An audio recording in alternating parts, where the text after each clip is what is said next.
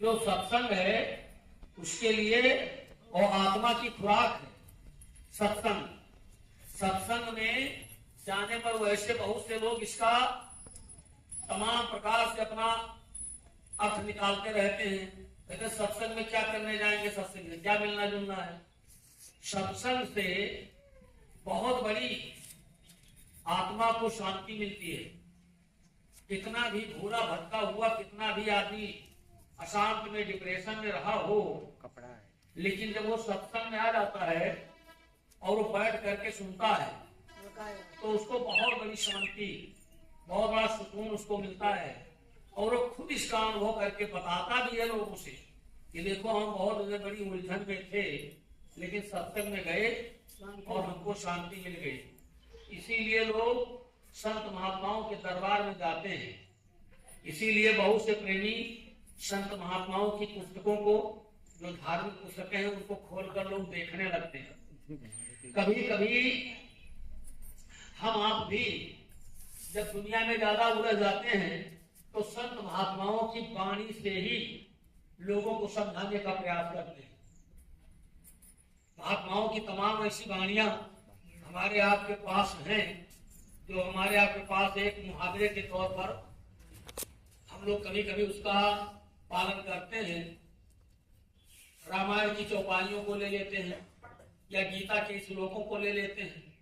कोई न कोई धार्मिक पुस्तक अगर है तो उसमें लिखे हुए जो शब्द हैं उनको लेकर के लोगों को समझाने का प्रयास, अपने परिवार को समझाने का प्रयास।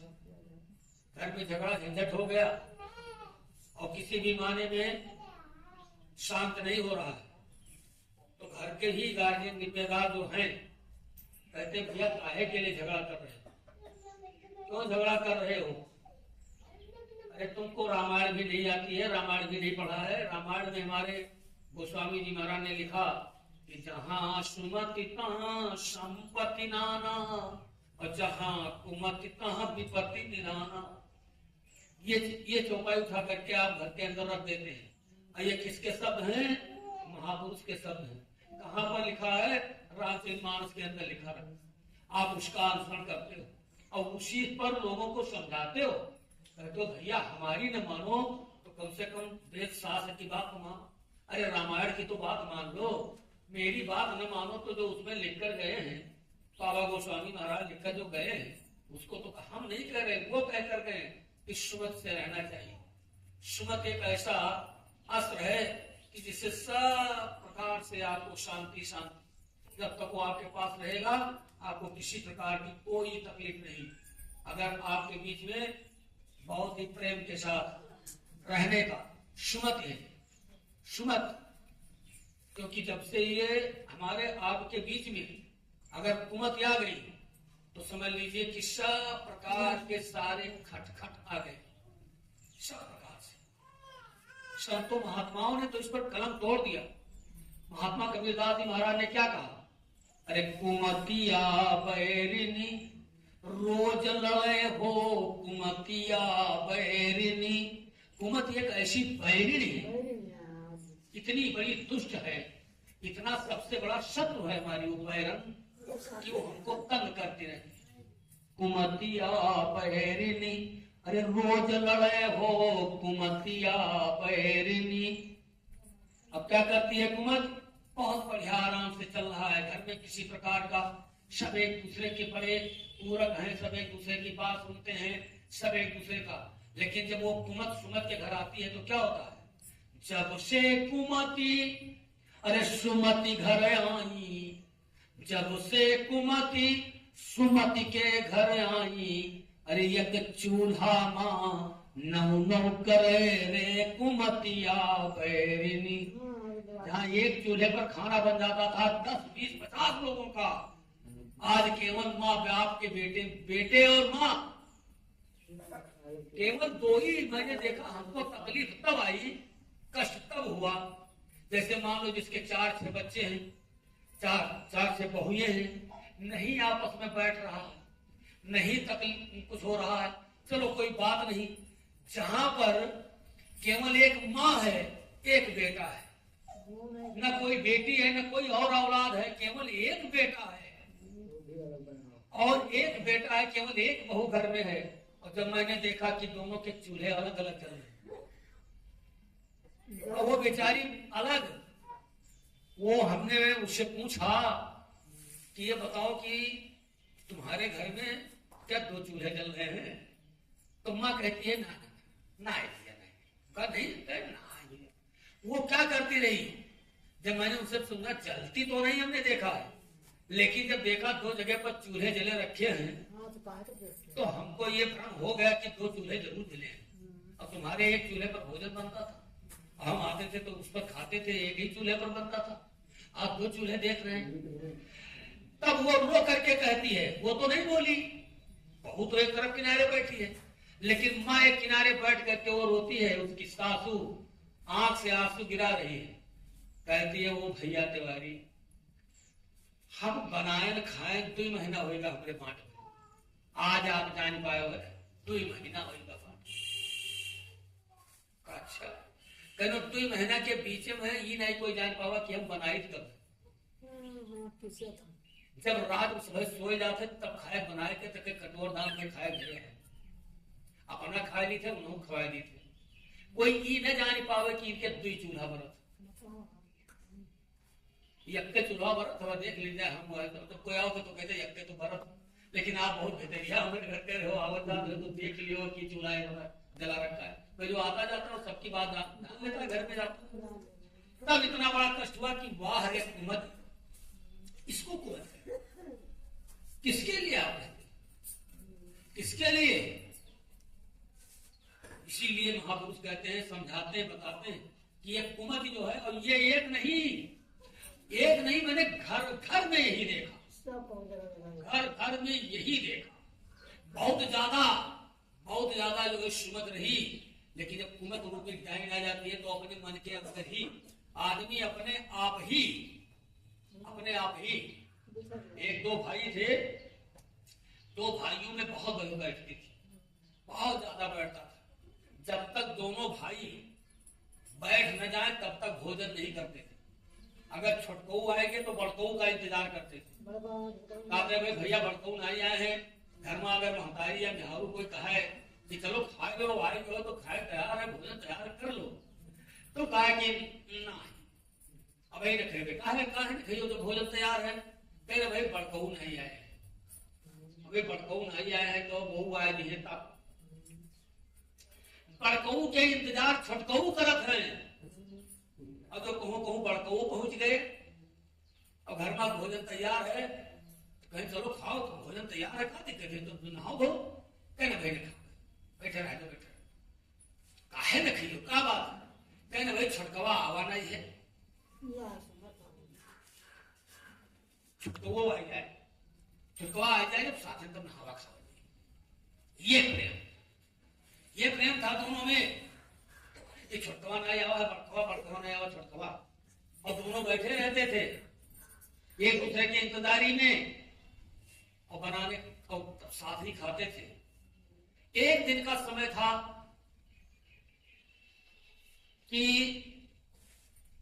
बड़ा भाई जो है कहीं पर गया था बाहर टहलने, कोई काम से गया होगा, तो उसने उधर से आ रहा था तो देखा 2 आम पड़े हैं, तो दोनों आम को उठा लिया अपने हाथ में।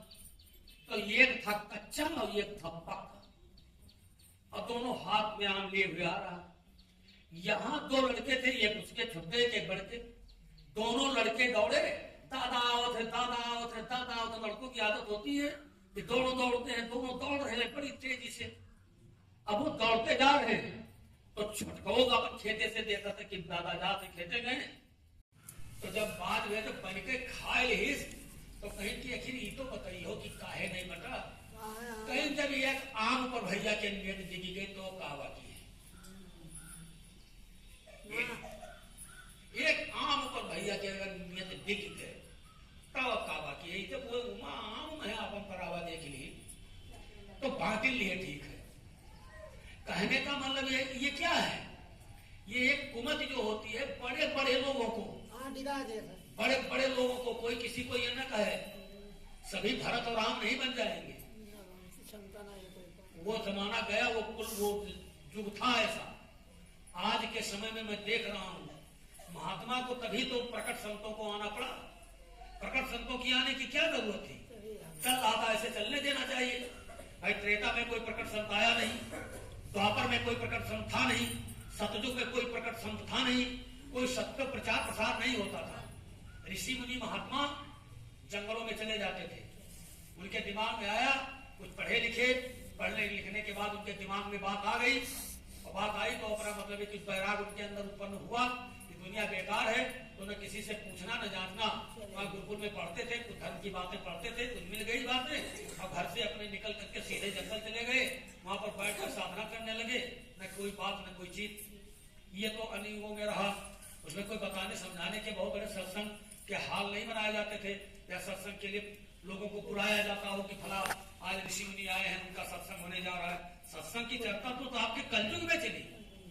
प्रकट संतों जब आए तब, और इसीलिए प्रकट संतों को भेजा गया कि जाकर जाओ मृतलोक के अंदर। वहां मामला इतना बढ़ गया है, इतना बढ़ गया कि अब कोई किसी के समझाए या कुछ बात नहीं समझ में आ रही है, उनको बताओ समझाओ, नहीं तो सब लड़का मर्डर से खत्म हो जाएंगे।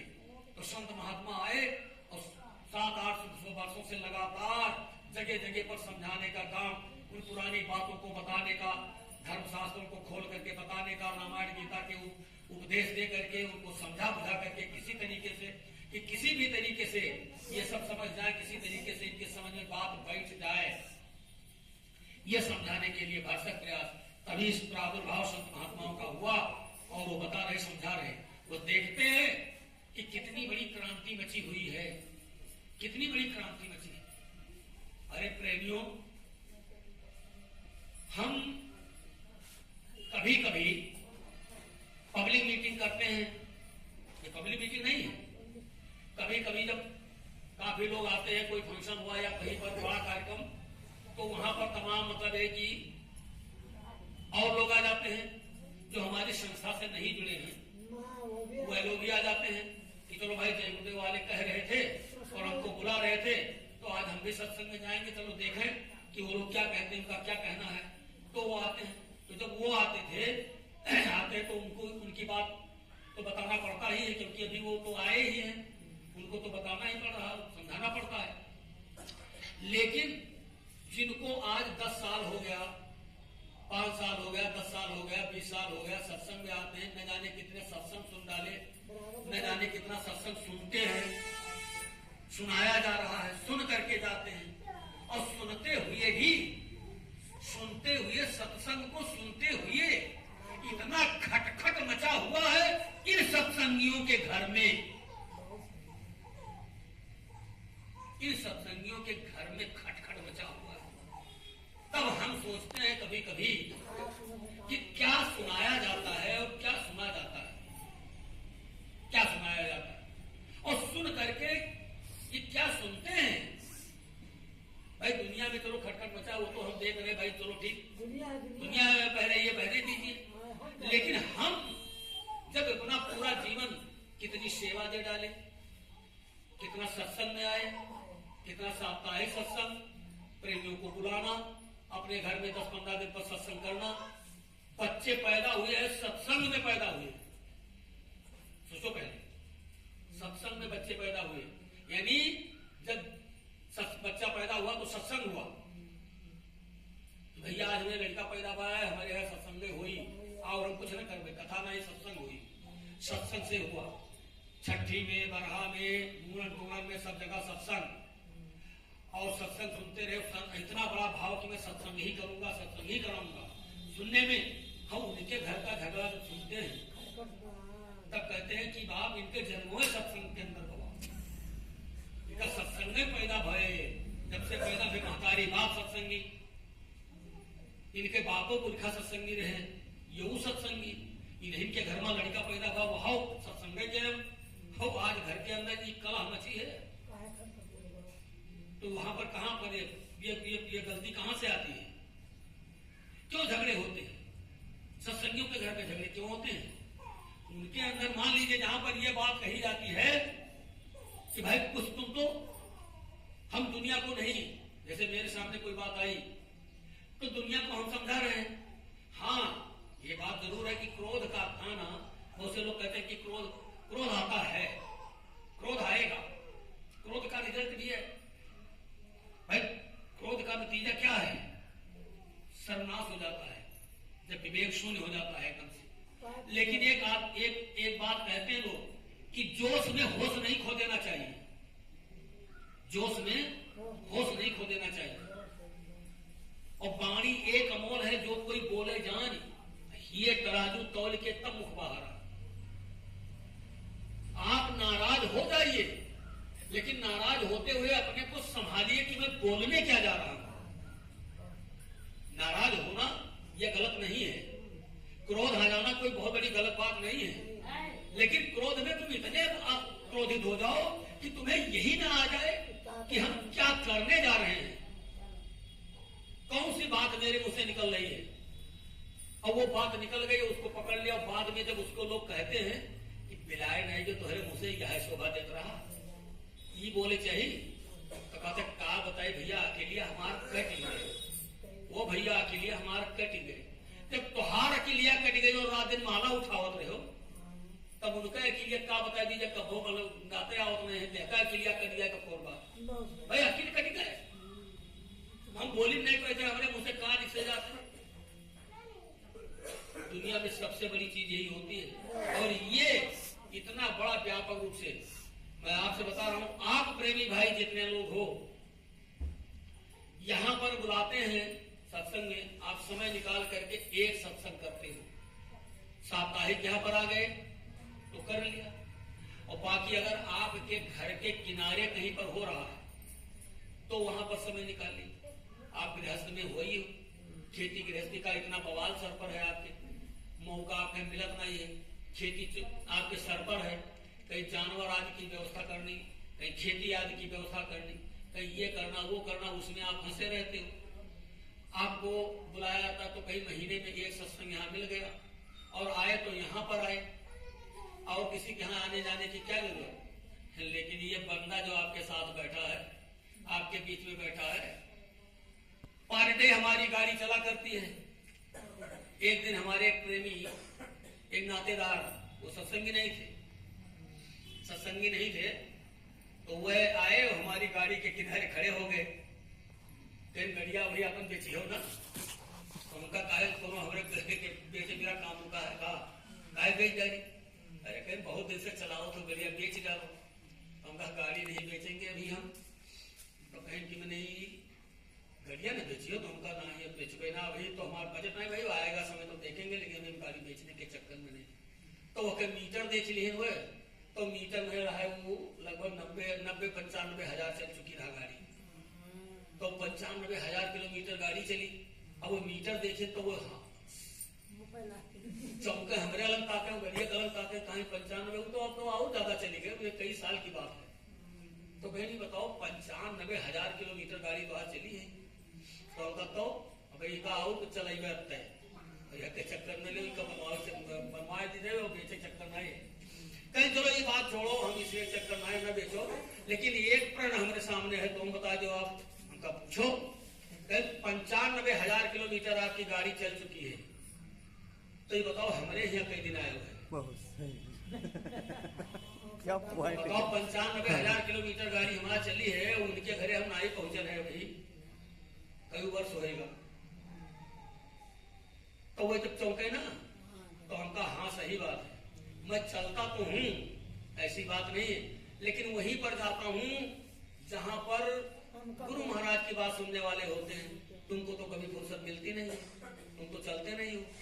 तो कहने का मतलब है कि मैं इतना चलने वाला, आप लोग देखते हो इसी आश्रम पर इतना लगाव मेरा है यहाँ से, और यहाँ मैं इसको बनवाने के लिए भरसक प्रयास करता रहता हूँ। इसके बारे में चिंतना भी रहती है, अगर कोई मामला हो गया तो तुरंत ध्यान आता है कि यार ये चीज तो पड़ी है, ये कब होगा, किसी से पूछते भी नहीं है।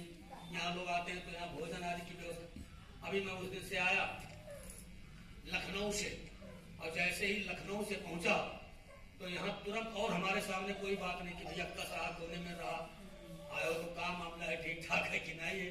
सबसे पहले हमसे कहा भागा कि सिलेंडर खत्म हो गया है और चूल्हा बुझाए गया है, चूल्हे में वो है बात सबसे पहले, और कौन है सिलेंडर खत्म। तो सिलेंडर को 2-4 रुपये तो मिली ना, सिलेंडर 1000 के लमसम है, 8 से 60 रुपया सिलेंडर का लगता है। ये पहुंच गया हमें। अब इस तरीके से ये खबर हमको मिली, तो इसके लिए हम किससे जाएंगे कहने? गाँव वालों से कहेंगे कि अकेले कोनो अध्यादेश की कोनो हम उनके लिए विज्ञापन निकालेंगे पेपर में, किसी आश्रम का सिलेंडर खत्म हो गया है उसके, और किससे कहेंगे ही। और लोग अगर मैं कहता भी हूँ किसी से तो लोग कहते हैं, इसमें हमारे जितने प्रेमी लोग हैं जो आश्रम के भी जिम्मेदार हैं, वो यहाँ पर कोई खास प्रेमी आश्रम पर जो बहुत ही हमसे ज्यादा और खास लोग हैं इस आश्रम पर, हम ही थोड़े खास हैं, इसमें और ज्यादा इस आश्रम के शुभेच्छ लोग हैं, लेकिन जो यहाँ बनाते हैं वो उनसे न कहें कि सिलेंडर खत्म हो गया है, हमसे कहा, हमसे अलावा हमारे अलावा कोई न कहिए, हमसे कहेंगे सिलेंडर खत्म हो गया। हम किससे जाए कहें? हम किससे जाएंगे?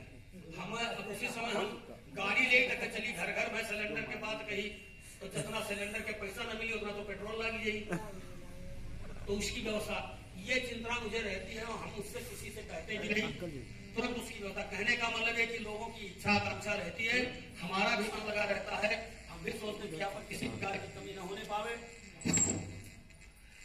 तो ये जो है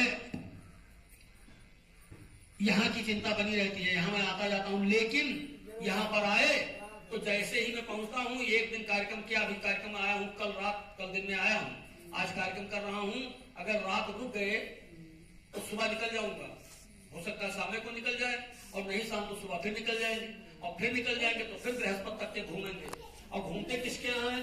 दोनों पर्सनल नातेदारी हमारा नहीं है, व्यक्तिगत नातेदारी कुछ कहिए नहीं। किसके यहाँ घूमना है? अपने घर प्रेमियों के घर घूमना है, सत्संगियों के घर घूमते हैं। और जब सत्संगी के घर घूमते हैं तो जितने भी हमारे इसमें प्रेमी भाई लोग हैं, जितने भी सत्संगी हैं, सब हमको अपने दिल से ज्यादा मानते भी हैं, ऐसी बात नहीं है। और घर में जितने सदस्य हैं सब हमको मानते हैं।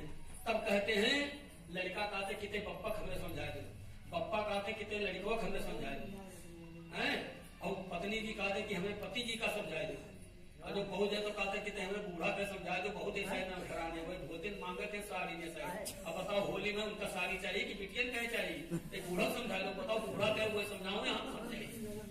ये स्थिति है। कहने ऐसी स्थितियों में मैं जब देख रहा हूँ अपने प्रेमियों के बीच में जा जाकर के, तब मैं सब जानता हूँ कि किन किन परिस्थितियों, तब मुझे तकलीफ होती है कि मैं आपको समझाऊं कि दुनिया को समझाऊं। दुनिया को समझाने का समय है कि आप, इसलिए प्रेमी भाई बहनों, आप सत्संग में बराबर आते हो, बराबर आते रहो। अभी प्रार्थना यही आपको के सामने रखी गई कि सत्संग में जो आता रहेगा, जो सत्संग में बराबर आता रहेगा, तो एक दुनिया में सबसे बड़ा भय दुनिया में किसका है? दुनिया में सबसे बड़ा भय किसका है? मौत का। मरे के सबका डर है, ऐसी बात नहीं है। सब लोग कहते हैं, यही दुनिया वाले कहते हैं कि भैया बचाए लो कोरोना, या लोग कहते हैं कि बच गए या बचाए लो, बच गए बचाए ले के ये जो विषय चलता है कि बचाए लो, तो बचाए ले के लिए भैया ठीक ठाक है, कहीं हाँ भैया दया हो गए, बच गए। हाथ तो नहीं रहेगा भैया के, हाथ कट गया लेकिन बच गए। कहीं की हाथ, कहीं गोड़ों कट गया है लेकिन बच गए, गोड़ कट गया लेकिन बच गए, हाथ कट गया बच गए, कहता आंख चली गई लेकिन भैया बच गए। भैया कान बहिर आए गए, बहिर हो गए, नहीं सुनो भैया बच गए।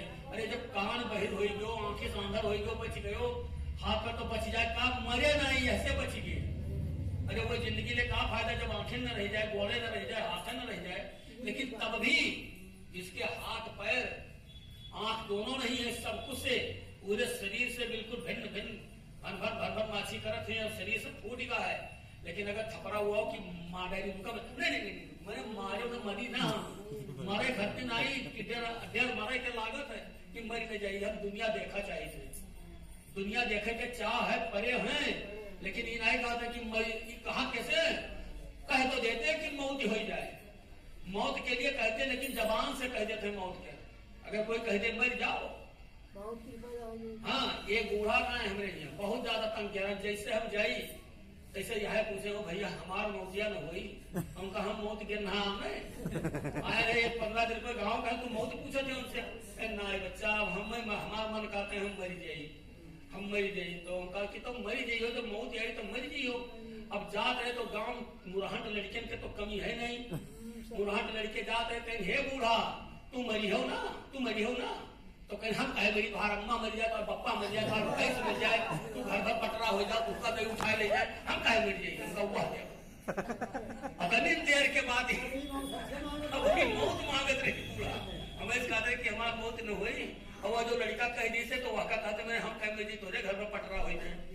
देखिए ये है जवान।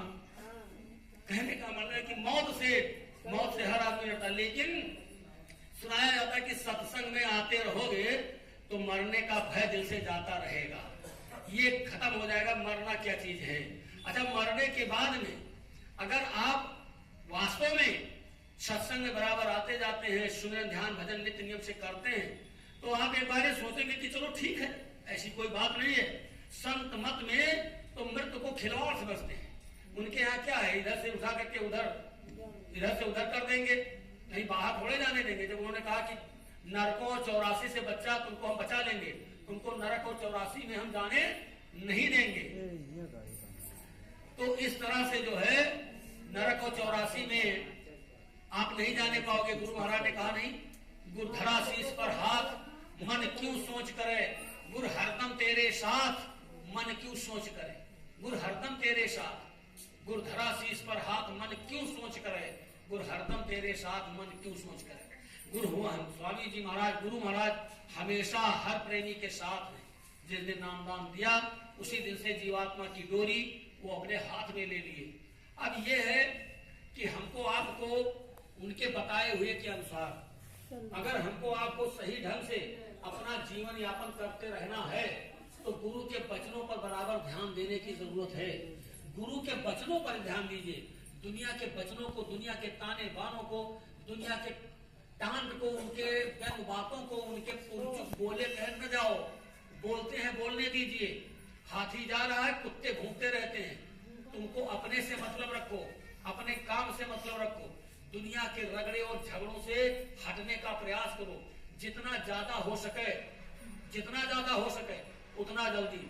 अगर कोई बात आई भी है, थोड़ी नाराजगी आई भी है, तो अपने को संभालते हुए वहां से तुरंत हट जाओ। उसको संभालने का, उसका निपटारा करने का प्रयास न करो। यहाँ पर सबके भाग्य अलग अलग हैं, सबके प्रारब्ध बने हुए हैं। जो ऐसा कहते हैं, जो विधना ने लिख दिया छठी रात के अंक राई घटे नतिल बढ़े रहुरे जीव निशक।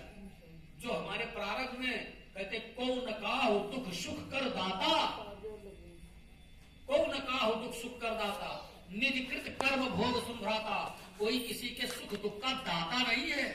तुम अपने कर्मों का फल भोग रहे हो। उस पर किसी को लांछन, किसी के दोष मत दीजिए कि तू अपनी बहू के ऊपर नाराज हो जाओ, अपने बेटे के ऊपर नाराज हो जाओ, अपने भाई के ऊपर नाराज हो जाओ, अपने नातेदार रिश्तेदार के ऊपर नाराज हो जाओ, अरे अपने गुरु भाई के ऊपर नाराज हो जाओ।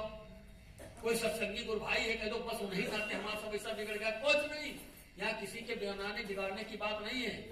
और जो कुछ होना होता है वो हो जाता है, उसको कोई रोक नहीं सकता है। चाहे कितने भी बड़े बलवान आप क्यों ना हो जाएं, जो होना है वो हो जाएगा। सुना रहे थे राजा परीक्षित को कहानी, महाभारत का पूरा भागवत सुना रहे थे, कथा चल रही थी। कथा को सुनते बस अचानक राजा परीक्षित को एक बात ध्यान में आ गई। कहा महाराज ये सब जो आप सुना रहे हैं, हमारे पूर्वज कितने बड़े मूर्ख थे, पढ़े लिखे थे, विद्वान थे, लेकिन जरा सी बात में इतना बड़ा महाभारत कर दिया। 18 छोड़ी सेना महाभारत में काट दी गई। कितने लोग मारे गए, आज भी वो धरती लाल है। तो इतनी खुरेती क्यों हुआ, जबकि सब विद्वान थे, सब जानकार थे, तब ऐसा क्यों हो गया? तो व्यास जी ने कहा अरे क्या सुना रहे हैं, क्या सुनना चाहते? होनी होती है, हो जाती है। होनी होकर रहे, अनहोनी ना हो। जो होनी है हो जाएगी। कहीं हमारी समझ में नहीं आता है कौन सी होनी, क्या होनी, कौन सी होनी। तो कहा आंख के ऊपर भी एक होनी आने वाली है। कहा हमारे ऊपर? कहा हाँ राजन, तुम्हारे ऊपर भी एक होनी आने वाली है। और कहते हो वो बड़े मूर्ख थे, तू का बताए जी थे, तू तो समझ लियो, तू अमीर की हो, तू समझ लियो, मेरे ऊपर एक घटना घटने वाली है, होने वाली है। कहा कि ये आप जानते कहा? हाँ मैं जानता हूँ, मैं बता भी रहा हूँ, सुनो। सुनाओ महाराज। कहा आपके राज में एक घोड़े की बाजार लगेगी, और घोड़े की बाजार जब लगेगी तो उसमें आपके अस्तबल का जो नौकर है वो जाएगा, घोड़े की खरीदेगा, जो अच्छे अच्छे नए घोड़े होंगे लाएंगे, क्योंकि भाई राजा के यहाँ जब घोड़े नहीं होंगे तो लड़ाई कैसे होगी, और राजा तो पहले घोड़े के शौकीन होते ही थे, और घोड़े से ही ज्यादा सवारियां होती थी, पहले कोई जमाना तो था नहीं।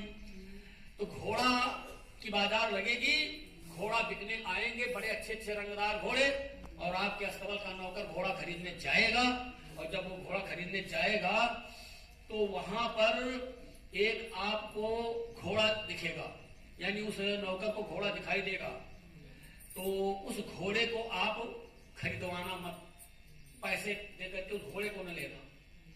तो कहा घोड़ा कहा बहुत अच्छा, बड़ा ही सुंदर, बहुत रंग रूप से बढ़िया घोड़ा होगा, बड़ा कीमती होगा, कोई उसको ले भी नहीं पाएगा, तुम ही लेना और तुम ही खरीद पाओगे, राजा आदमी हो, तो घोड़े को खरीदना नहीं।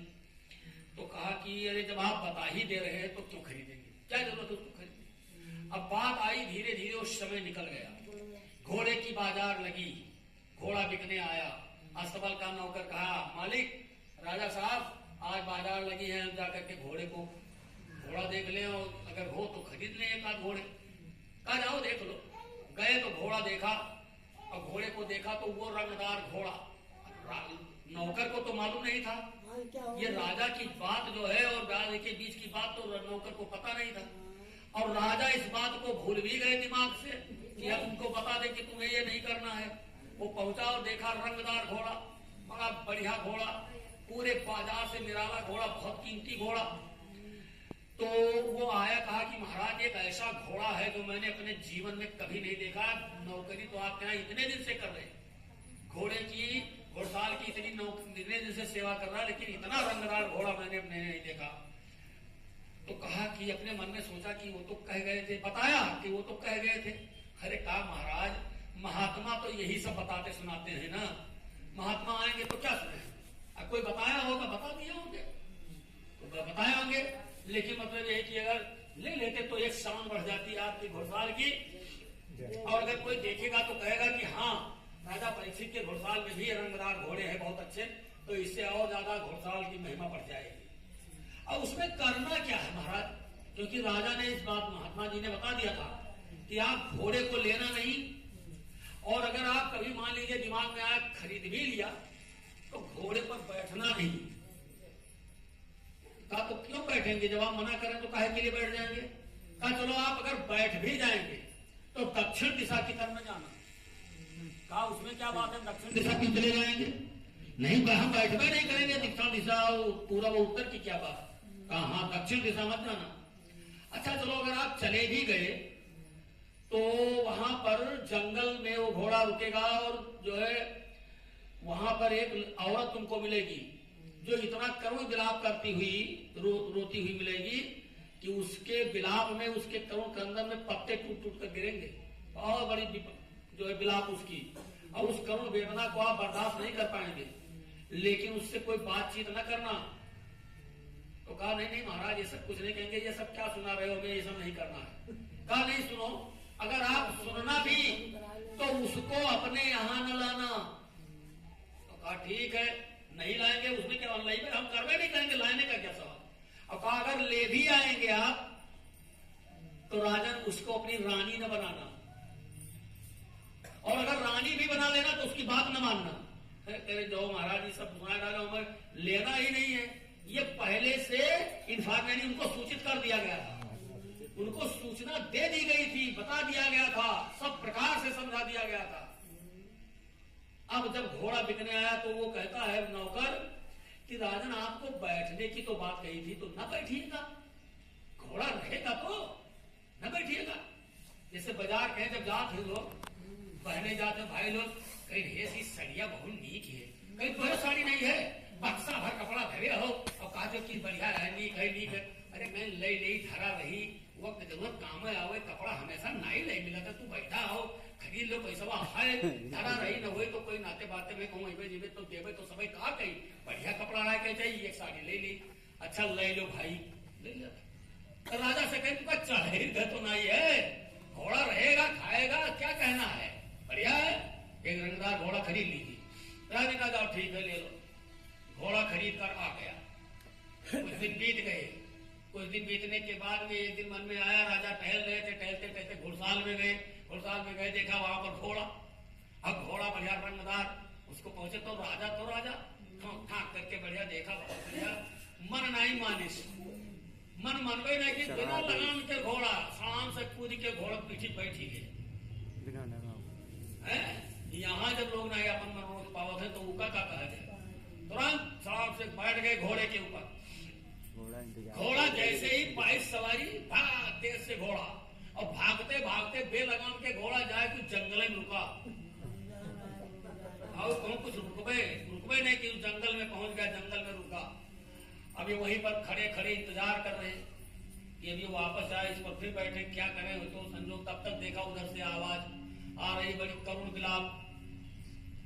तो कहा कि राजा ने महाराज ने कहा था प्यासी ने कि उसकी बात न सुनना उसके पास जाना नहीं तो उसमें कौन सी बड़ी बात है लाओ देख तो ले कौन सा दुखियारा है दुख उसका कैसा है। लोग कहते नहीं है कहते ये जो मदारी खेलत है हम फिर जा बना घर से कहें जइबे न जइबे कहना चलो चले जाइए देखा कर सुनब कुछ न कुछ और वो सब जौन प्लान बनावत है जौन भूमिका बनावत है जौन कंजूसों के जेबे रुपया निकल जाती है। हम देखा है जादूगर के जो स्वभाव है मदारी बाजार के अंदर कोई निकाय छुरी थरी है काट डालो तो हे भैया काटो नहीं लियो कंजूस के जेबे से रुपया निकलते हैं मैंने देखा है। तो जब रुपया दे जाए तो फिर कहा बता दी हमारा वकील काम नहीं किया देखो 12 रुपया आवा पैसा लेके चला। तो ऐसे ही अकल काम नहीं करती है। वो तुरंत जो है वो पहुंचे उसके पास और जब देखा तब उनको याद आ गई कि जा सुराज प्रिय प्रजा दुखारी सो नृप अवश्य नरक अधिकारी। जो उन्हें राजा के राज में प्रजा दुखी हो का सीधे नरक हो जाते ये हमारे पूर्वज महापुरुष कहकर गए। तो कहें कि उनका नरक हो जाए तो यह से अच्छा तो यह है कि एक दुख सुनी एक बात सुनी हम नरक से तो बचे कम से कम। तो उससे जब गए बातचीत किए तो वो अपने बातचीत के दौरान में बताने लगी सारी। तो कहा कि अच्छा चल तो हमारे वहां तमाम नौकरानियां हैं उसी में एक नौकरानी ये भी पड़ी रहेगी क्या करना है ना इतनी नौकरानियां हैं और उसी में इसका भी एक पेट भरता रहेगा क्या करना है अब छोड़ो चलो बस उसको लेकर चले आए लाए नौकरानियों के बीच में रख दिया है। तो नौकरानी थोड़े रही वो दिन ब दिन वह चेहरा बिल्कुल अप्सरा की तरीके से चमचम सब रानियों की तरह नौकरानी की तरह धीरे धीरे संजोग से आते जाते मिलते जुलते राजा का दिमाग बदल गया। हर राजा का दिमाग बदल गया उसको अपनी रानी बना लिया। तो रानी बना लिया तो कहा कि सुनो अपने मन को समझाते हैं कि बनाए तो ली नहीं करानी इनका ये तो बात न माना चाहे जो ने बकी अब भाई एक तो चांस है बात नहीं मानेंगे। बहुत दिन तक ऐसे बात चलती रही। एक दिन संजोग से वही महाराज आएंगे वही महात्मा जी अब आवाज लगाते हैं अलग जगाते हैं कुछ भिक्षाटन की बात। तो जैसे ही आवाज लगाई तो वो जो है जो बैठी है वो इतने जोर से अरे जानते हो जो बाहर से वैसे आवत है बेह के आवत है उनका इतना नहीं जो उड़हरी आवत है तो उनके वो रुआब रहा था कि जो दैवो पनाह माना। तो राजा की क्या जब इस समय पोकर रखना है कसके जैसे पेट बात तुरंत हटाओ इस महात्मा को हटाओ दरवाजे से आया टरटर लगा रहा है। बस अब क्या करें वो के बात न माने तो समस्या खड़ी हो जाए। बात तुरंत आदेश हुआ और जैसे आदेश हुआ हटाने का तुरंत उन्होंने एक अपने कमंडल से जल लेकर के और फेंका सिंहासन की तरफ। तो न अस्तबल में घोड़ा रह गया और न बगल में बैठी रानी रह गई दोनों गायब दोनों सब गायब हो गए और राजा कुष्ठ रोग हो गया। पूरा का पूरा एकदम से बिल्कुल सन्न हो गए कि अरे देखो, वाह अरे होनी तू बड़ी जबरदस्त है, तू करा डालेगी, चाहे जितने भी होशियार हो करा डालेगी। अब लास्ट में जाते हैं उन्हीं महात्मा जी के पास, महाराज जी के पास, व्यास जी के पास। कहते हैं महाराज आपकी एक भी बात मैं न मान सका और हमारे ऊपर इतनी बड़ी विपत्ति आ गई। अब आप हमको बताइए महाराज, अब हम कैसे बचें और कैसे हमारी ये ठीक शरीर क्या। कहा राजन इसी को तो मैंने कहा था, इसी को मैंने बताया था तुमसे, लेकिन आप हमारी एक बात नहीं मानते थे। अपनी अकड़बाजी में करा लेता है, समय करा लेगा। तो ऐसा है कि मैं उन्हीं वीरों का इतिहास आपको सुनाऊंगा और ज्यों ज्यों मैं सुनाता जाऊंगा आप ठीक होते चले जाएंगे। तो वही राजा परीक्षित को महाराज व्यास जी ने अपना जब उनको सब सुनाना शुरू किया, सुखदेव जी महाराज ने जितने सुनाते गए, जितने सुनाते गए, जितने सुनाते गए, उतने वो ठीक होते चले गए, उतने ठीक होते चले गए। उधर सुखदेव जी महाराज सब सुनाते जा रहे, सब बताते जा रहे, सब सुनाते जा रहे, सुनाते सुनाते सुनाते सुनाते लास्ट में उनको एक जगह पर जब उनका एक अंगूठा टेढ़े रह गया तो कहा कि महात्मन ये अभी ठीक नहीं हुआ, कोई कारण तो नहीं, क्या कारण है कि ये नहीं ठीक हुआ, पूरे शरीर में हमारे सब ठीक हो गए। तो कहा कि कहीं पर आपको शंका हो गई होगी, कोई शंका हुई होगी। कहा हाँ महात्मन शंका तो हुई। कहा कहाँ? कहा जब आपने कहा था कि एक गदा के मारने पर 10,000 हाथी ऊपर उड़ जाते थे, इतना बड़ा ताकतवर भीम थे, तो इतना बड़ा झूठ है। एक कोई हाथी छोड़ो, चाहे 10 हाथी, हजारों हजार हाथी, इतनी बड़ी ताकत उनके अंदर। तो कहा यही तो सबसे बड़ी कमी है। उठाओ अपना बाण, करो संधान और देखो कि आज भी वो घूम रहे हैं, मंडल में घूम रहे ऊपर। और जैसे ही बाण को खींच के मारा, देखा उधर से किसी की सूंड, किसी का पैर, किसी का कान, किसी का कुछ। कहा बस रहने दीजिए महाराज। मैं समझ गया कि वास्तव में हमारे पूर्वज बहुत बड़े बलवान थे। कहने का मतलब यह है कहानी का आशय प्रेमियों कि तुम कितने बड़े होशियार बनो कि हम बहुत होशियार थे, बड़े होशियार थे। होशियारी कुछ नहीं, जो आपके ऊपर जो घटना घटने वाली है वो घट जाएगी। घटना को आप रोक नहीं पाएंगे। घटना को रोकने के लिए आपके पास, हमारे पास कुछ भी नहीं। हाँ ये जरूर है वो हो जाएगी। अपने को संभाले रहो कि उससे और ज्यादा उत्पात आप न मचा दो, कोई और लड़ाई झगड़ा न कर दो। इतना बड़ा लड़ाई झगड़ा और इतनी बड़ी समस्या सामने खड़ी हो जाए, अरे एक मामले के पीछे हजारों मामले खड़े हो जाए।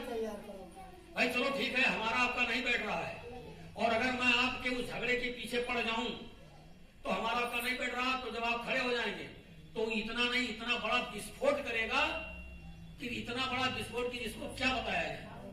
अरे दूर की तो बात छोड़ो, यही संगत है। इसी संगत के अंदर जब इस आश्रम पर ऊपर से आदेश हुआ या नहीं हुआ, मैं वहां तक गहराई में नहीं गया। मैं गया तो मैंने ये भी नहीं पूछा कि मैंने उनसे नहीं पूछा, यहाँ नहीं आए, लेकिन और जगहों पर जब मैं मिला तो मैंने ये नहीं पूछा कि आपने वहां से कोई आदेश हमारे लिए वास्तव में दिया था। अच्छा चलो आदेश अगर दिया भी हो तो किस तरीके का आदेश, में कौन सा आदेश था? क्या उसी समय यह आदेश दिया गया था कि तुरंत जाकर के आश्रम पर कब्जा कर लो और हटा दो, उनको निकाल कर बाहर कर दो? क्या ये वहां कहा गया था कि आपको बताया? तो और ज्यादा वो विस्तार का रूप लेता जाता है। इसी आश्रम के ऊपर हो जाएंगे कि क्या करूं क्या न करूं, इनको सौंप दीजिए। जब आपकी बुद्धि काम न करे, आप फेल हो जाएं, उस समय आप आर्त भाव से इन्हीं से कहो कि मालिक अब हमारा नहीं इसमें कुछ चल रहा, आप ही इसको सुलझाइए, आप ही के ऊपर हम छोड़े देते हैं, मालिक जैसे चाहो वैसे करो। तो आपके मुंह से वही वाणी निकलेगी जो बहुत ही सारगर्भित होगी, प्रेम से होगा और सबको प्रभावित करेगी।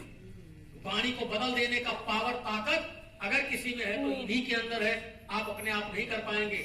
इसलिए हमारा आपका सबका, हम आप अपने घर गृहस्थी में है, बाल बच्चों के बीच में है, परिवार नातेदारी रिश्तेदारी में है, कहीं ना कहीं कोई ना कोई बात आती है।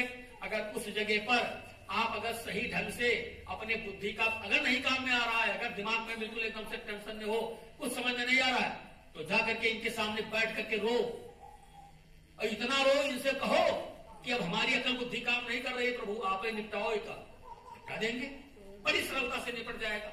और जहां अपने आप तक खींच लिया, कच्छ नहीं। हमारे देही में अगर तोरे देह खून भरा है तो हमारे में पानी नहीं है, और तो हाथ जीभ अगर बड़ी तेज है तो हमारा मुंह छोड़ना ही है, और हम भी मतलब कम से नहीं है, आपसे देख लेंगे तुमको, और जहां देखने पर आ गए आप पर देख नहीं पाओगे, देख जाओगे, और कुछ भी नहीं रहेगा। जहां आपके अंदर से भावना आई, तो यही कारण है कि आज सत्संग में साधना क्यों नहीं बनती है। हम लोगों का दिमाग कितना बिल्कुल पागल हो गया है उसी के पीछे, तमाम लोगों को। आज दूसरों की क्या बात करें, बहुत से प्रेमी हमको अपना बात, अभी मैंने कहा कि हमसे वो पूछने लगते हैं उसका विकल्प रास्ता, तो रास्ता जो है हम सुन करके, क्योंकि आपके बीच में आते जाते हैं, तब कहते हैं कि बताओ इन प्रेमियों का ना अगर सुना, नहीं सुनेंगे तो कैसे चलेगा, नहीं सुनेंगे तो कैसे होगा। आप कोई बात हमसे कहो, अब आपकी बात को तवज्जो न दे, हम चाहे जैसे भी हो चाहे जैसे, तो जानते हो क्या होगा, वही प्रेमी कहेगा जानते हो ये मामला अपने तिवारी से कहा रहा, वह सोचते तब 18 दिन आवत है और सेवा करते खोपड़ी खाए लेते हैं और अपना अपना खवाए पियाई देते, और ये तनी एक बात कहा कि हमारे कोनो में समझवाए दो, हमारा कोनो मामला निपटाए दो, या हमसे तनी बताओ बोला भाई नहीं की जान पड़ा ये भगवान कौन, ये भगवान है यह सुने थे। तो उसके लिए हमको भी इस पर तरस आती है कि हमारा ये भाई है, हमारे गुरु भाई हैं, दिल के टुकड़े हैं, हम इनको कैसे छोड़ दें, हम इनकी बात सुनेंगे, और उस पर सुनने पर जब हमारे दिमाग में बात नहीं आती है तब उनको हम कहां से लेकर आए। हम इन्हीं के पास जाते हैं कि हे मालिक दया कह दो, सरकार दया कह दो, ये बेचारे हमारे गुरु भाई हैं, कौनों में मालिक इनके ऊपर दया करो, इन्हीं के बीच में रहते हैं, आप ही के बच्चे हैं, सरकार दया कह दो, कौनों में दया करो। चाहे कोई बीमारी हो जाए, चाहे कोई आपकी परेशानी, कोई लड़ाई झगड़ा, कोई मामला हो जाए, कोई भी बात होती है, कहते तिवारी जब दया कह दो कौन में, हम ही से कहते तो मेरे पास क्या, इन्हीं के पास है जो कुछ है, मेरे पास तो कुछ है नहीं, तो मैं इन्हीं से रोता हूँ। और रोने का मतलब स्वामी जी महाराज ने कहा बच्चा तुम्हारी सब तकलीफें सुनी जाती है, लेकिन अब तुमको ये नहीं कहेंगे कि जाके लाठी लड़ियो, खड़ी जाओ, देख लो, मार पीट दो, कौन नहीं मुकदमा लड़ जाओ, कभी ऐसा नहीं कहेंगे, कभी किसी को नहीं कहेंगे, मुकदमा लड़ने के लिए कभी नहीं। एक प्रेमी का एक गुरु भाई जो है वो हमारे ही संगत में बहुत बहुत पुराने सत्संगी, बहुत दिग्गज सत्संगी इस आश्रम पर कई बार आए थे। वो मतलब ये कि डिग्री कॉलेज में प्रोफेसर थे, जगदम्बा प्रसाद त्रिपाठी उनका नाम था, अब याद आया थे। उनकी लड़की और वहीं पर एक सीआईडी पांडे जी थे, उनका लड़का, दोनों की शादी गुरु महाराज के आश्रम पर हुई, दोनों लोगों की शादी आश्रम पर हुई, और स्वामी जी महाराज ने शादी करवाई, कोई और नहीं, स्वामी जी महाराज ने ही गले में माला डाला और वो लड़की जल करके मरी, पूरा पेट्रोल उठा करके डाल करके और अपने आप माचिस लगा करके जलकर मर गई। ये कहानी नहीं सुना रहा हूं, ये अपने सामने अपने प्रेमी की बात बता रहा हूं, जो ना वही जिंदा है। वो त्रिपाठी जी और पांडे जी तो खत्म हो गए, लेकिन वो लड़का जिंदा जिसकी शादी हुई थी। आज वो कभी आप चलोगे तो मैं दिखा दूंगा, वो कार्यालय पर बैठकर रसीद वसीद बनाते हैं और स्कूल में पढ़ाते हैं। पांडे, जटाशंकर पांडे उनका नाम है, पढ़ाते हैं। यह घटना सुनने के बाद पूरी संगत में सनसनी फैल गई, क्योंकि कोई छोटे मोटे के लोग नहीं थे, बहुत बड़े जिम्मेदार और बहुत बड़े कर्मठ कार्यकर्ता सत्संगी दोनों थे। वो भी टाटधारी, वो भी टाटधारी, वो सीआईडी इंस्पेक्टर थे और वो प्रोफेसर थे, और दोनों लोगों की, एक का लड़का एक की लड़की, और तेल डाल करके जल करके भस्म हो गई, मर गई। और इसके बाद में जब मामला स्वामी जी महाराज के पास पहुंचा, तो स्वामी जी महाराज, क्योंकि वही शादी करवाए थे, वही जयमाल डाले थे, तो स्वामी जी महाराज के सामने वो मामला गया, तो स्वामी जी महाराज ने सब समझाते हुए कहा त्रिपाठी जी से कि मैं मानता हूं तुम्हारी लड़की है, जलकर मर गई है, तुम्हें बहुत बड़ा दुख है, लेकिन रिपोर्ट न करना। समझ गए त्रिपाठी जी? बहुत सही। आइए, रिपोर्ट न करना त्रिपाठी जी, सुन लीजिए, ये मामला कोर्ट में नहीं जाना चाहिए। ठीक है सरकार, नहीं करेंगे। उधर स्वामी जी महाराज से कहकर हाथ जोड़कर आए, और यहाँ कुल नातेदार जुट गए, जितने नातेदार रहे, तू हिजरा हो, तू कौनो लायक ना हो, कमजोर और बिटिया मरी गए, और तू बिल्कुल चूल्हा में जाओ, तो यह दुनिया भर की ऐसी भक्ति भक्ति बात है। और कहते रहे प्रोफेसर होते हुए बुद्धि काम नहीं की, और सीधे वो पहुंचे तो भाई लड़की जल करके मरी है, दान दहेज उत्पीड़न में लड़की जलकर मरी है, सीधे उनका घर भरे जेल होगा। प्रोफेसर साहब, उनकी पत्नी, सबको जेल हो गया, सब बेचारे जेल में चले गए। इनके यहाँ पांडे जी के यहाँ के सब पांडे जी के घर के लोग, अब ये खबर जब मिली स्वामी जी महाराज को, तो स्वामी जी महाराज तिरमिला उठे कहा, अरे हमसे तो कहा था नहीं करेंगे, और ये कर डाला। इसके बाद चुपचाप कुछ दिन के बाद में जैसे ही वो त्रिपाठी जी आए, स्वामी जी महाराज के सामने पहुंचे, स्वामी जी महाराज ने कहा, हट जाओ लिखा के सामने से, दिखाई मत देना, देखो दिखाई मत देना संगत में। जब तुमको अपने मन की ही करना था तो कब मुझसे पूछे थे? और शादी हमने की थी, तुम आए दोनों लोग तय करके, तो मैंने शादी करवा दी। अब कर्म का कर्जा अब उर्जल करके मरी है, उससे पूछो किसी जन्म का रहा होगा। और तो मैंने कहा कि कोर्ट में मुझे नहीं जाना चाहिए, क्यों गया? बेचारे संगत से अलग हुए, कई साल तक अलग रहे। हम लोग जब जाए तो त्रिपाठी जी बोलबे नहीं करे। हम लोग पूछा जाए तो त्रिपाठी जी नहीं आवता होता, दुबले पतले थे, गोले गोले एकदम से, यही गोरखपुर का मामला है। अब बेचारे बहुत ज्यादा, तो संजोग से जब ये सब मामला निपट गया, तो एक दिन मैं गया था वही विद्यालय में, और विद्यालय में ही रहा, तो हमने पांडे जी से सब बातचीत होने लगी। अब वो पांडे जी बेचारे दूसरी शादी किए। जब जेल होल से निकल करके आए, छुटकारा पाए, सब प्रकार से मुकदमा शांत हुआ, उधर त्रिपाठी जी साहब खत्म हो गए, तब उन्होंने दूसरी शादी की। जब दूसरी शादी की तो वो सदिया की तो जैसे उस साड़ी वाली जितना बढ़िया बढ़िया कपड़ा, भाई कपड़ा के तो कभी अच्छे अच्छे गहना सब कपड़ा मिले थे, तो जैसे बात कुछ हुए तैसे वो कब पकड़े, परेतिन बनी गई वो तो चुड़ैल, तो पकड़े तो वो चिल्लाए, ऐसे कहा कि हमार कपड़वा काहे पहरत है, हमारी साड़ी काहे पहरत है, हमारी सब निकाले मार डाले इनका। तो लोग कहे कि अच्छा ही बता दो कि तू तो सत्संगी हो, और सत्संगी हो के तू ये आग काहे लगाए, काहे जली गई, काहे मर गई, आज चुड़ैल बनी हो। तो वो रोवे, कहे कि वह के करने के तो फल पाई थे, आज अकिल नाई काम की जो हम कई डाले, अकिल नाई लगे कई डाले नहीं काम, हाँ जली गए। वो ऐसे साफ साफ बोले, कहा कि हमका कोई जाग नहीं डाला ना, हमका कोई मार डाला रहा, वो लोग पेट्रोल डाल के हमका फूंकिन नहीं रहा, हम अपने आप ही आग लगाए ना, हमें ये टहल न करे कहीं चाहिए। जब गुरु महाराज ने कहा कि कितनी भी बड़ी मुसीबत तुम्हारे ऊपर आ जाए, लेकिन आत्महत्या न करना, आत्महत्या करने से जीवात्मा कितने करोड़ वर्षों तक पहले तो प्रेत योनि में रहेगी, और वो फिर मनुष्य शरीर कब मिलता है कि मिलता ही नहीं है। ऐसे लोगों को मनुष्य शरीर नहीं मिलेगा, क्यों? क्योंकि तुमने मनुष्य शरीर के साथ सोचो, मालिक ने इस शरीर को इतनी सुंदरतम ढंग से, दुनिया की जितनी भी जीवात्माएं हैं, सबसे ज्यादा मेहनत और सबसे ज्यादा बनाने में समय इस शरीर को लगता है, मनुष्य शरीर को। अन्य शरीरों का जो 2 तत्व का, 1 तत्व का, 3 तत्व का, उसमें क्या दिक्कत है? उनका तो काम है दिन में मरना, पैदा होना, मरना, पैदा होना। मनुष्य शरीर जब जन्मते हो, जिस समय मनुष्य शरीर मिलता है, देवी देवता ऊपर के मंडल में बैठे हुए फूलों की वर्षा करते हैं। काल भगवान त्रिलोकीनाथ भी उस आत्मा की हाथ जोड़कर खड़े होते कि धन्य है आज ये आत्मा कि आज मनुष्य शरीर में जा रही है। 84 लाख योनि से निकल करके तुम आए हो, 84 लाख योनियों से निकल करके आए हो, आज तुम्हारा नंबर मनुष्य शरीर पर है। देवी देवता भी वहां पर फूलों की वर्षा करते हैं कि इन्हीं आदमी, इन्हीं मनुष्य शरीर से ही तो हमको भी कुछ मिलेगा। तो देवी देवता प्रसन्नता करते हैं, उधर काल भगवान भी कहते हैं कि धन्य है आज ये आत्मा कि अपना 40 मतलब सब प्रकार से निपटारा करने के बाद आज मनुष्य शरीर में जा रही है, अपना कल्याण कर ले जाएगी। और वो पहुंची तो मार डालो, जब मरी गयो, जानबूझ के मरी गयो, जहर खा लियो, मरी गयो, गोली के घाट उतार दिए गए। इसीलिए कहा गया कि ब्रह्म हत्या से बढ़कर दुनिया में कोई हत्या नहीं है। अगर दुनिया में कोई भी हत्या है तो ब्रह्म हत्या माने बाभन हत्या नहीं, ब्रह्म हत्या माने मानव हत्या। मनुष्य शरीर अगर किसी की आप खत्म कर दिए, मार दिए, देख तो कितना बड़ा अपराध, कितना बड़ा। यही तो आज गाना गा रहे लोग कि 2-2, 4-4 महीने के बच्चे पेट के अंदर ही मार दिए जाते हैं। अब बताओ हुआ है दुनिया क्या हो जाएगा, उनको आने ही नहीं देते। ऐसी ऐसी दवाइयां बन गई कि अंदर गायब। अब बताओ ये कौन सा, ये कौन सी। और ये कोई एक बात और जान लीजिए, जो अंगूठा टेक हैं, जो पढ़े लिखे नहीं थे पहले, वही टहल नहीं करते रहे कब हो, कभी भी जीवन में। वो पहले की जो आज के कुछ साल पहले यानी पुराने जमाने में सबके रूह कांप जाते थे, बहनी भैया ये टहल नहीं, बहुत बड़ा गंदा। अब आजकल पढ़े लिखे भर भर अंग्रेजी बोलत, भर संस्कृत बोलत, पढ़े लिखे टॉप क्लास के, हाँ वही टिकिया खा ले, वही सब कुछ, और पेट साफ, मामला साफ, सब प्रकार से। चलो अभी इतना बड़ा अपराध और बनते हैं सब कुछ, बनते हैं सब कुछ, और ऐसी ऐसी गंदगी।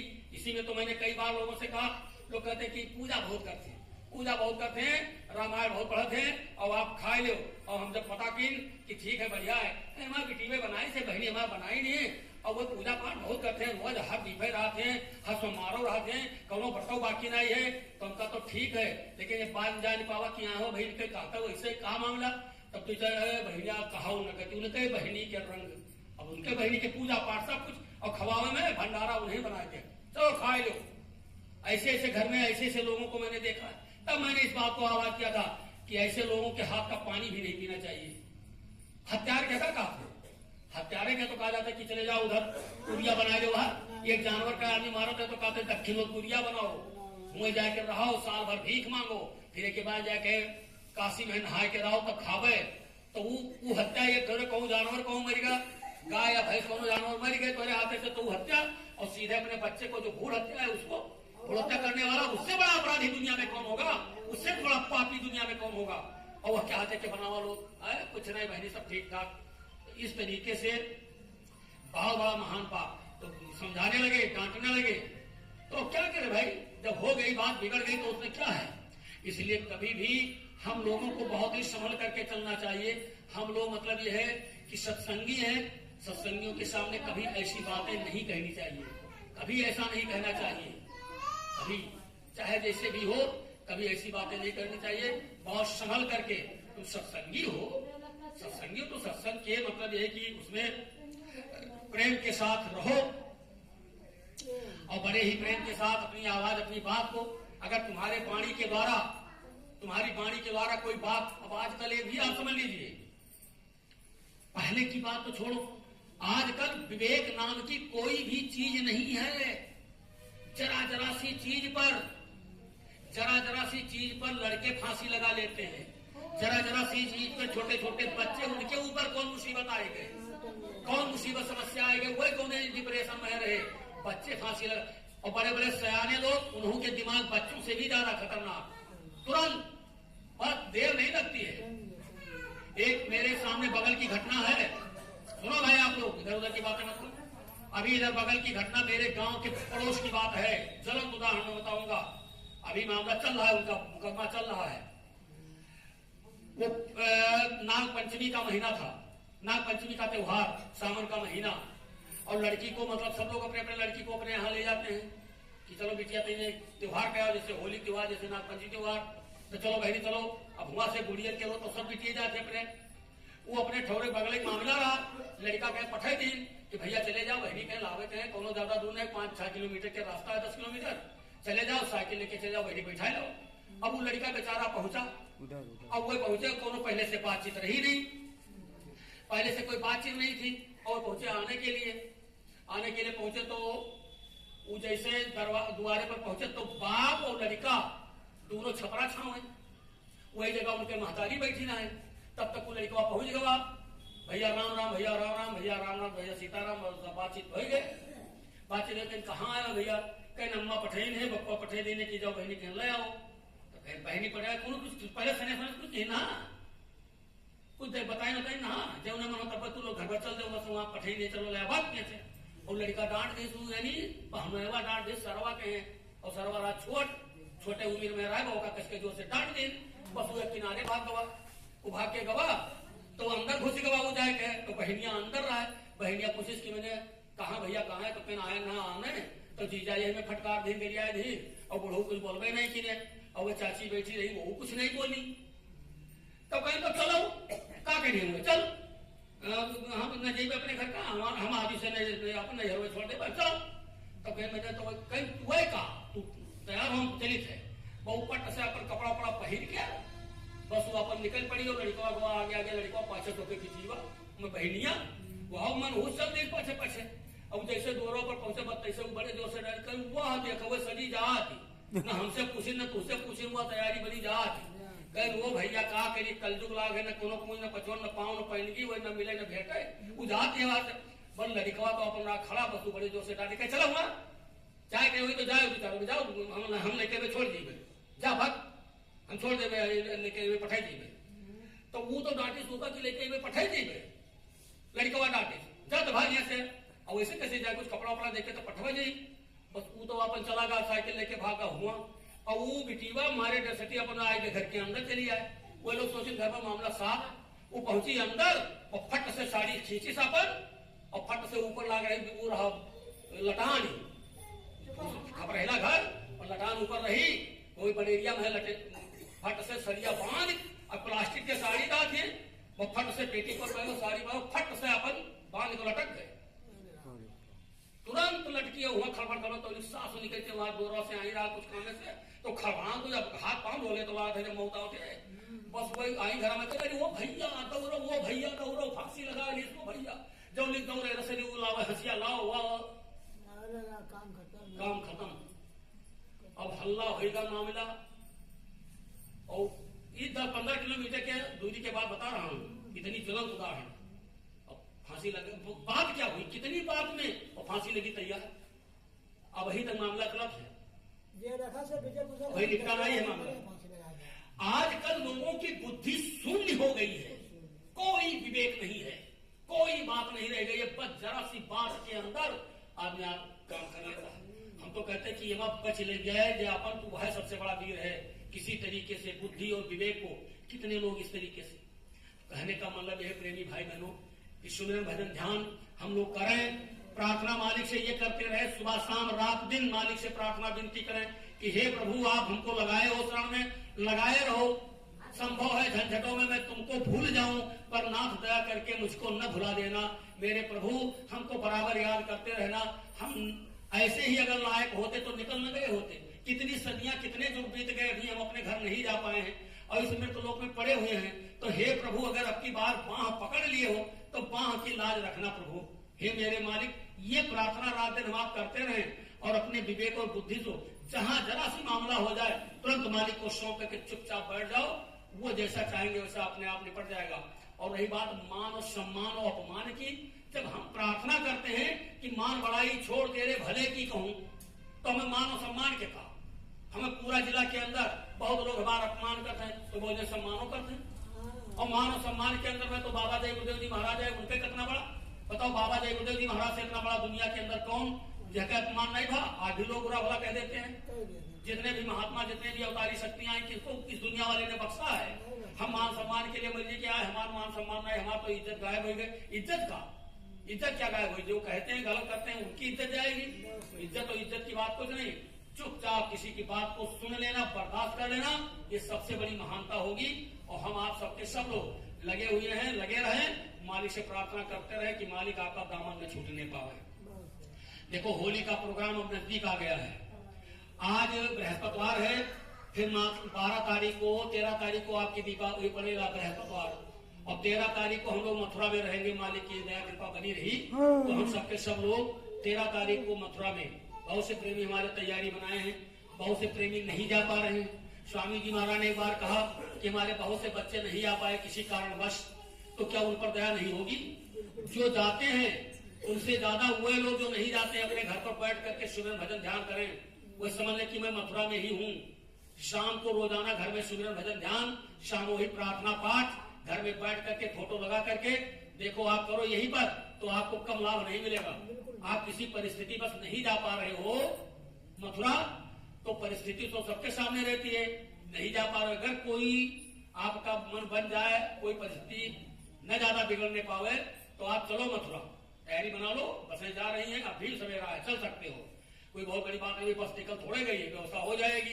ये हमारे वर्मा जी तो बैठे हैं, चाहे जैसे भी होगा, ज्यादा आदमी हो जाए तो भाई एक बस और बना लें, एक बस पूरा जाए तो इन्हें सोचे कि काम है एडवांस आना है, जिन्हें कसके जाइए। हम वर्मा जी से कसके कहीं धमाए से कहो, वर्मा जी हमारे हैं, व्यवस्था ये देंगे। तो आप लोग अपनी चलने की तैयारी बनाओ, मथुरा चलो। 12 तारीख में, 11 तारीख में बस जाएगी, 12 को भी जाएगी, 12-11 में बसें जा रही है। और आप लोग अपनी चलने की तैयारी करो। यदि किसी कारण पर नहीं जा पा रहे हो तो घर पर बैठ करके सुमिरन भजन ध्यान नित्य नियम से आप करते रहेंगे, और फिर हम लोग लौट करके आएंगे जब, तो आपके बीच में जाऊंगा, कार्यक्रम होगा। और हाँ, आपकी वहाँ जो है गुरु पूर्णिमा जो है, मुक्ति दिवस का पावन पर्व जो है यहीं पर मनाया जाएगा। 23 मार्च को आप लोग अपने अपने घर पर झंडा लगा करके सवेरे बस सीधे आओ, पारण यहीं पर करो। 2 बजे भोजन आप लोगों को यहाँ पर 3 बजे मिलेगा, और मतलब है कि उस दिन पर रहा ही जाता है 3 बजे तक। तो आप लोग आएंगे, झंडा लगाया जाएगा। आप लोग झंडा मंगवा लीजिए, बता दीजिए, वैसे तो हम झंडा लेकर आएंगे, झंडा आएगा, लेकिन यदि कोई चाहता है कि हमका इतने बड़े झंडे तो बता दे कि हम 10 झंडा या 5 झंडा या 20 झंडा हमको चाहिए, तो स्पेशल अगर उसके पास कुछ पैसा होगा तो दे देंगे, तो वो ठीक, और नहीं होगा तो झंडा आएगा। लेकिन आप लोग फिर बीच में जब आएंगे तो होली के बाद में तो बीच में टाइम रहेगा, उसमें आप लोगों को झंडे मिल जाएंगे और व्यापक तैयारी करके मुक्ति दिवस का पावन पर्व मनाया जाए इसी आश्रम पर। आप लोग घर पर झंडा लगा करके यहीं पर मनाएंगे और इसका प्रचार भी कर देंगे सब लोग। तो आप लोग अपने इस तरीके से फिर तैयारी करेंगे। फिर आगे जब आओगे 24 तारीख में, तब इस आश्रम के संबंध में कुछ और बातें आप लोगों से हम करेंगे। लेकिन पहले मुक्ति दिवस, समय भी ज्यादा हो गया है, आप लोगों को वापस आना भी रहता है, तो आप लोग जाइए और सुमिरन भजन ध्यान नित्य नियम से लगातार रोज जम करके करो प्रेमियों, पूरा लाभ आपको मिलेगा। बोलो जय गुरुदेव। जय।